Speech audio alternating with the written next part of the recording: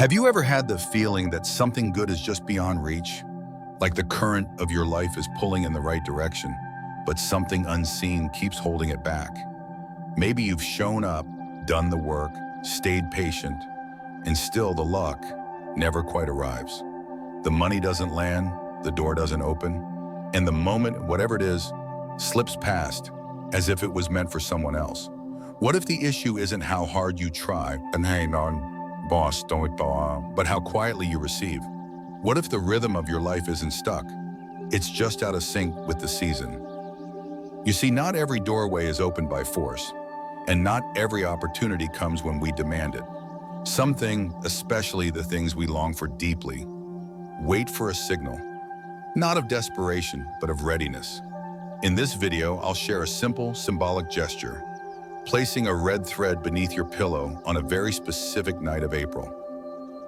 It's not a superstition, it's not a trick, it's a kind of alignment, a way to quietly meet the energy of a powerful seasonal turning point known as grain rain.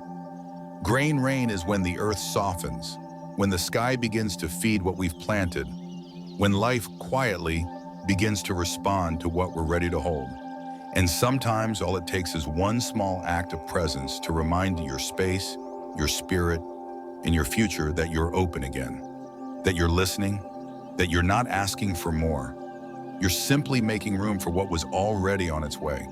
So before we go any further, I invite you gently to like this video, to share it with someone who's walking through their own quiet threshold, and to subscribe to New Day Mindfulness.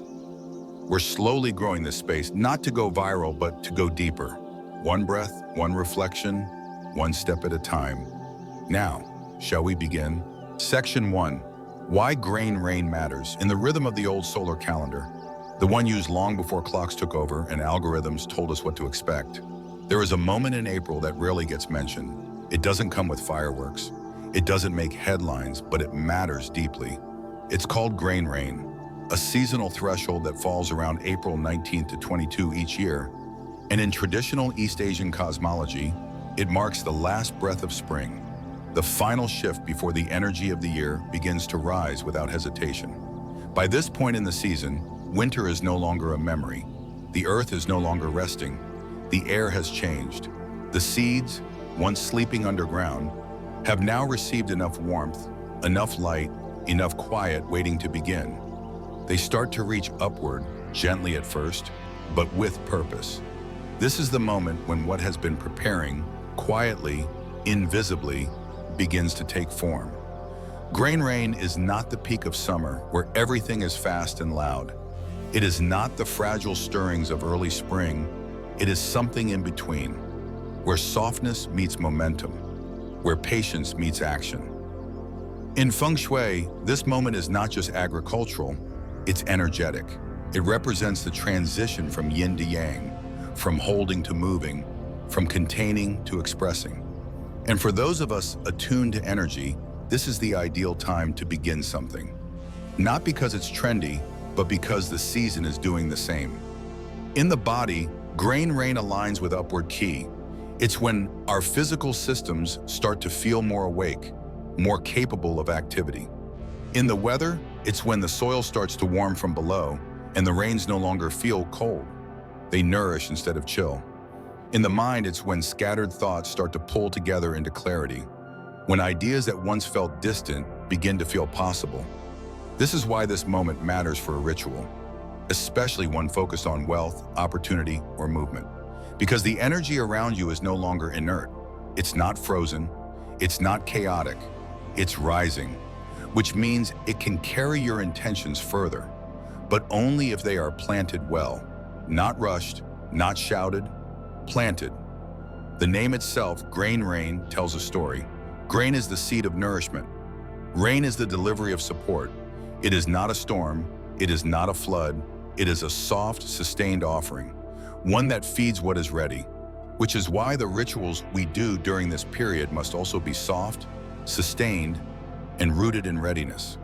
If the new year is the time when you dream, then grain rain is when you root those dreams into the soil. It's when you stop imagining the life you want and start preparing the space for it. Not with drama, not with desperation, but with presence. There's an old saying in Feng Shui, energy follows season, not schedule.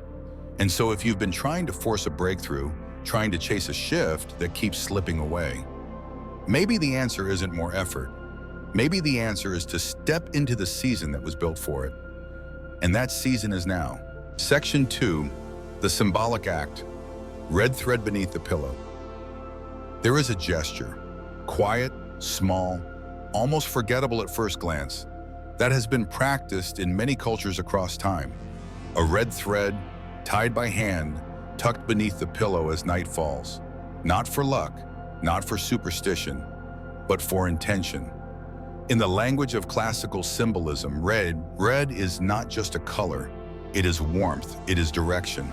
It is the current of life that moves through the body, especially when everything else is still. And a thread, humble, soft, unassuming, is the smallest possible signal of continuity, a bridge between what you think and what you carry forward. When we tie a red thread and place it under the pillow during a seasonal threshold like grain rain, we are not casting a spell. We are not asking the universe to bend in our favor. We are simply saying in the most elegant way possible, I'm ready now, ready to meet what has already been moving toward me, in timing, in energy, in alignment. But why the pillow? Because the pillow is not just a place where the head rests.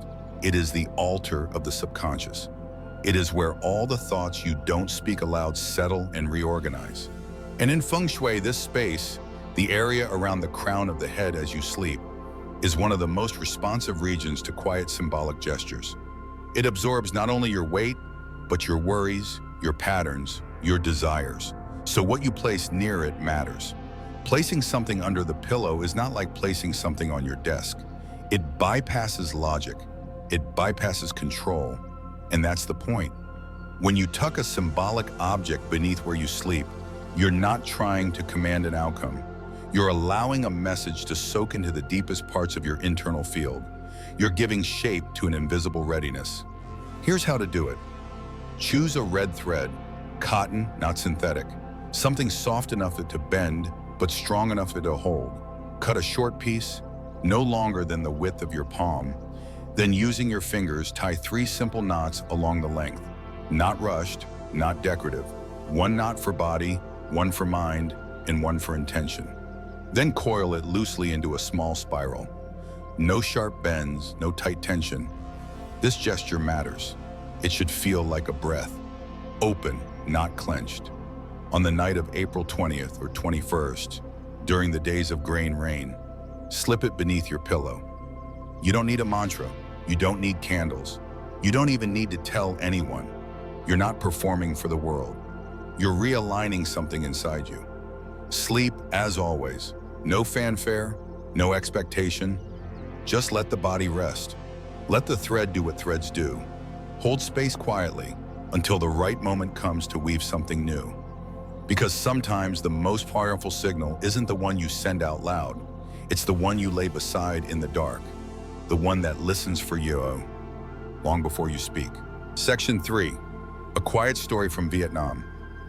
In the soft flatlands of the Mekong Delta, there is a village where the river is both mirror and map, where homes breathe alongside the tide and mornings come with the scent of wet soil and wood smoke. In one such home, on the edge of a slowly fading street, lived a woman who had once been known for weaving the most comfortable hammocks in the district. For years, she braided nylon by hand, dyed cotton in clay pots, and sold her work to travelers and neighbors alike. Her hands were firm but patient. Her porch had once been full of movement, the light swing of new cloth, the click of thread against wood, the laughter of children playing near the doorway. But things changed, markets shifted, tourists stopped coming, her fingers stiffened with age. And one day, with no announcement, she packed away her looms, folded her last rolls of thread, and left the porch empty. She told herself it was time, that the world had moved on. That comfort wasn't enough anymore.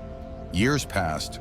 One spring, not early spring, but the kind that comes quietly with the grain rains in April, an old neighbor stopped by. They didn't talk long, just a few words about the weather, a smile, and then a small gift. A red thread, cotton, not fancy, little wrinkled. And with it, the neighbor said, "Don't hope, just place this under your pillow tonight. Grain rain is coming. Let it remind you that you still carry worth. Even if the world forgets for a while, you don't have to." The woman didn't argue. She didn't expect anything either.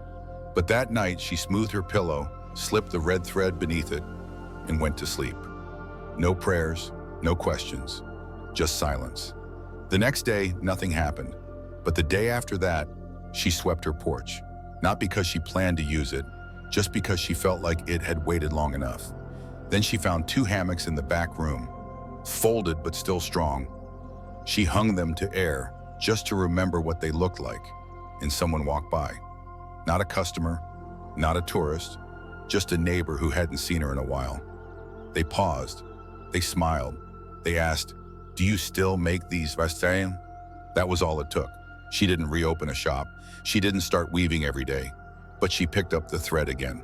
Not with urgency, not with ambition, with presence, with quiet. She made one hammock, then another. She sat in the sunlight, not to chase sales, but to be seen again. By the wind, by the world, by herself. The thread didn't change her fortune. It didn't bring customers to her door or deposit money in her bank. It changed her stance. It reminded her that worth is not a price tag. That resting doesn't mean disappearing. That sometimes all we need is the smallest symbols to recall a part of ourselves we had shelved. Not out of failure, but out of fatigue. The power of the red thread wasn't in what it asked for. It was in what it allowed her to remember, that she was still capable of giving comfort, of shaping beauty, of receiving attention not through noise, but through stillness. And perhaps that's what this ritual is really for. Not to attract fortune like a magnet, but to make enough space, soft, spacious, sincere, so that when fortune does come near, it recognizes where to land. Section 4, Why This Works, Feng Shui View. To understand why this simple gesture matters, why a red thread beneath the pillow during a certain window of April holds meaning, we return, as always, to space. Not just the physical space we walk through each day, but the quieter, more intimate spaces. The places we rest, the corners we forget, the objects we allow close to our skin without ever questioning their role. In classical feng shui, the bed is more than furniture. It is one of the 3 sacred platforms in a home, along with the stove and the desk, because it governs the restoration of life force. It is where the body is most vulnerable and most open. It is where the conscious mind turns off, and the unconscious begins to process everything we didn't have time to feel during the day. And at the top of that bed, silent, unnoticed, often taken for granted, is the pillow. The place where thoughts dissolve, where dreams arrive, where tension leaves or lingers. In energetic terms, the pillow cradles the crown and the third eye, the zones that regulate clarity, perception, and personal projection. This is why what lives beneath your pillow matters. Not for magic, not for ritualism, but because the frequency of your sleeping environment becomes part of your blueprint. It weaves itself into your emotional texture, your thoughts upon waking, your openness to possibility. When you place a red thread beneath that pillow, not just on any night, but during grain rain, when seasonal energy shifts from root to stem, you're placing more than thread. You're placing a signal, a message, a quiet invitation that says, I am moving with the season now. I am no longer waiting, I am receiving. In color theory, as understood in Eastern metaphysics, red is associated with movement, fire, activation. It awakens, it nudges, it directs. And a thread, small, flexible, able to be tied and untied, carries the energy of continuity. It says, I connect, I hold, I remember the shape. So what happens when you combine the two? You get a symbol of conscious momentum. Not the kind that bursts through doors, but the kind that slowly reorients your field toward clarity and action. A red thread under our pillow, placed with sincerity during grain rain, becomes an anchor for what is ready to emerge. It doesn't force anything, it doesn't skip steps, but it holds your readiness in place. long enough for the rest of your energy to catch up. We often think we need to do more, that if we just fix the plan, perfect the strategy, stay up later, try harder, then fortune will respond. But Feng Shui teaches something different, that qi flows best where space has been made for it. That energy returns to stillness. And that preparation isn't about action alone, it's about arrangement. The thread does not pull wealth toward you. It arranges the space inside you to let it in. And in a world that constantly shouts, do more, sometimes the boldest move is to lay your head down with a small red thread beneath you and trust that the season knows what to do next. Section 5. Subtle mistakes that cancel the signal.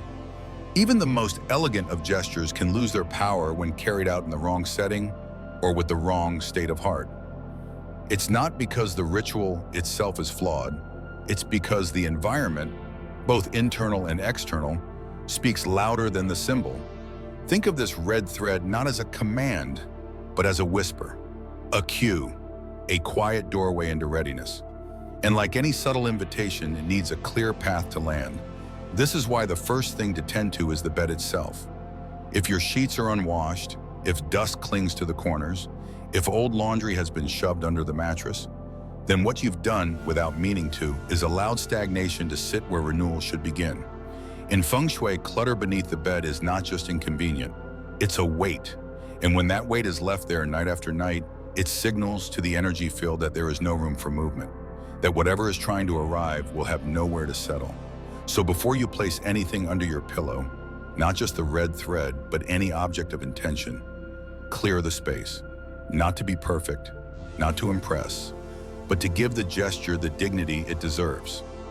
Then there's the tone in which we speak about what we're doing.